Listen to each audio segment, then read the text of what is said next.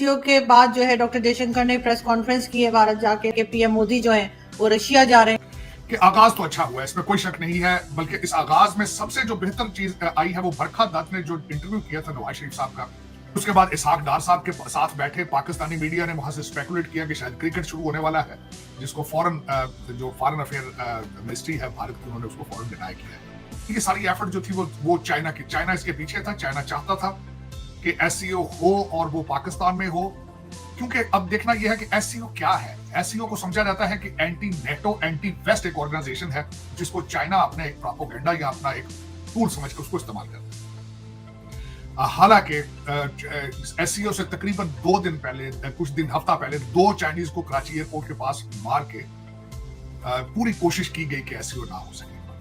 अब आपने अपना इमेज सॉफ्ट करने की पूरी कोशिश की, सिग्नल भेजा कि हम सफारती तौर पर हम तैयार हैं, अब हमारे साथ बिजनेस किया जाए, डील की जाए। उसका जवाब अब मैं जो डॉक्टर जयशंकर साहब की स्पीच है उसके अंदर भी उन्होंने ये कहा कि जो एससीओ है जिसका टारगेट है कनेक्टिविटी और एक्सपेंशन ऑफ बिजनेस और सारा कुछ ये चीजें और एनर्जी और सारा कुछ, लेकिन जब तक पीस नहीं होगा तजारत किस तरह होगी। मैं एग्री करूंगा इस बात से। मैं हमेशा आपको ये कहता हूं जहां सुकून ना हो, जहां लॉ एंड ऑर्डर ना हो, वहां पे लोग कारोबार नहीं करते बल्कि लोग वहां से भागते हैं। बात जाती दफा उन्होंने भी, बल्कि एक भारतीय बहुत बड़े न्यूज़पेपर ने लिखा था उनके होते हुए कि डॉक्टर जयशंकर के jabs towards Pakistan and China, लेकिन उन्होंने जाती दफा शहबाज शरीफ साहब का शुक्रिया अदा किया। उन्होंने कहा कि thank you for the SCO for your hospitality, और फिर जाके उन्होंने वहां पे भी प्रेस कॉन्फ्रेंस में कहा कि वी आर पैसिव, हम हर चीज का जवाब प्रॉपर्ली देंगे, चाहे नेगेटिव हो पॉजिटिव हो। ये भी उसमें अच्छी चीज। अब उसके बाद आगे क्या होगा?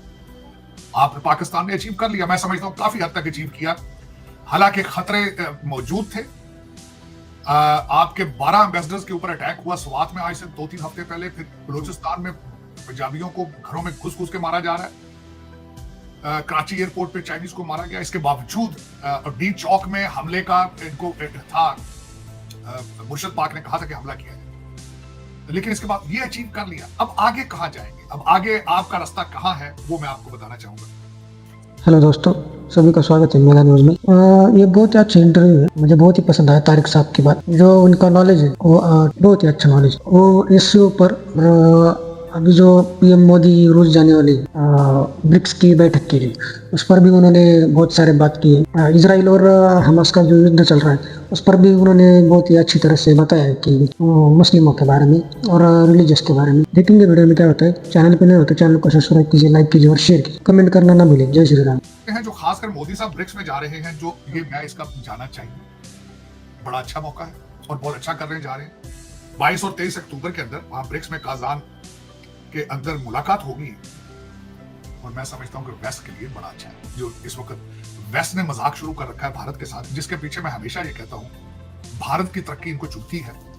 भारतीय लोगों का इन्फ्लुएंस दुनिया के अंदर जो है वो बुरा इस वक्त हजम नहीं कर पा रहे। ये बहुत बड़ा इशू और इशू होता रहेगा। ये रिसेंट मजाक देखे आपने ट्रूडो ने किया, फिर खुद ही स्पीच में इसने कहा कि हाँ हमारे पास प्रूफ कोई नहीं है इंटेलिजेंस बेस्ड। इंटेलिजेंस तुम्हारी किस चीज की है यार?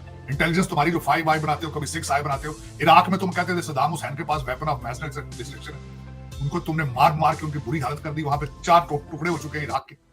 उसके बाद आप लीबिया देख लो, ये इनकी इंटेलिजेंस। कोई शवाहिद मौजूद नहीं है वहां ट्रूडो के पास, लेकिन ये कि उसने इतना बड़ा एक काम किया है कि हाई कमिश्नर संजय कुमार वर्मा को कहता है ये क्रिमिनल एक्टिविटीज। चले, लेकिन ब्रिक्स में जाना चाहिए। जाएंगे मोदी साहब, जाके गले मिलेंगे पुतिन से तो ठंड पड़ जाएगी वेस्ट को भी और सबको, क्योंकि इस देखें बात ये होती है अगलों की उनकी इकानमी दुनिया की 5वीं इकानमी 2000 और उस वक्त 2047 तक उनकी 30 ट्रिलियन की इकानमी होगी, तीसरी बड़ी इकानमी। तो ये इस तरह के चौंचले जो कर रहे हैं इनको बैकफुट पे तो आ गए ट्रूडो साहब, लेकिन इट्स टू लेट। मेरे ख्याल में डैमेज हैज बीन डन।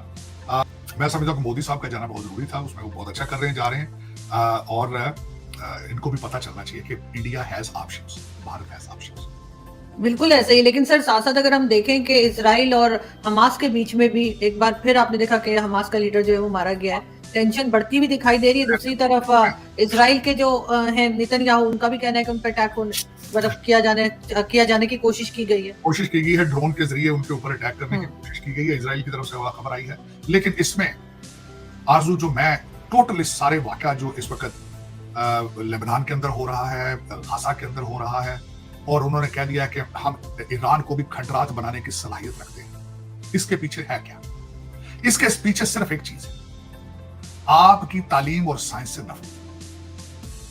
अब्बासियत दौर था इराक के अंदर, जब वो खत्म हुआ, लड़ाकू खान ने जब वहां की लाइब्रेरियन जला दी, उसके बाद आपने साइंस से बाइकआउट कर दिया। हम लोग तो खैर देखें, एक मैं ये जरूर कहूंगा कि भारत बहुत एडवांस था, भारत के पास नॉलेज बहुत था, पैसा भी बहुत था, और यही एक मसला बना था जिसकी वजह से ब्रिटिश कॉलोनी बन गया। शर्मिंदगी की बात है कि ईस्ट इंडिया कंपनी, जो कि ताकत भी नहीं थी, एक ट्रेडिंग कंपनी थी जिसने आकर टेक ओवर कर दिया था। लेकिन उसके नुकसान आपको क्या है? याफ्ता ना होने की वजह यह है कि उसने पहले इंग्लिश पे फतवे दिए, जो इंग्लिश पढ़ेगा काफिर हो जाएगा, जो लाउड स्पीकर पे फतवे दिया, इंसान के चांद पे जाने पे बातें की, और आज भी पाकिस्तान के अंदर हालात नहीं। आप कहते हैं सियासत नहीं है, जिहाद है, लेकिन जिहाद गुर्बत के खिलाफ नहीं करनी, अपनी जहालत के खिलाफ जिहाद नहीं करना।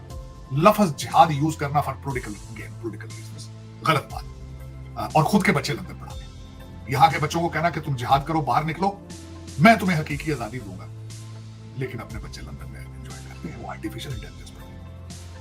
तो ये सारा आपका 45,000 इस वक्त जो गाजा में उन्होंने गाजर मूली की तरह काट के रख दिया है, कभी उनके पेजर फट रहे हैं, कभी वाकी टाकी फट रहे हैं, फट इसलिए रहे हैं साइंस से दूरी है, तालीम से दूरी। 9 मिलियन पॉपुलेशन है इजराइल की, पूरी दुनिया घुटने के बल है। 2 बिलियन आप हैं, दुनिया के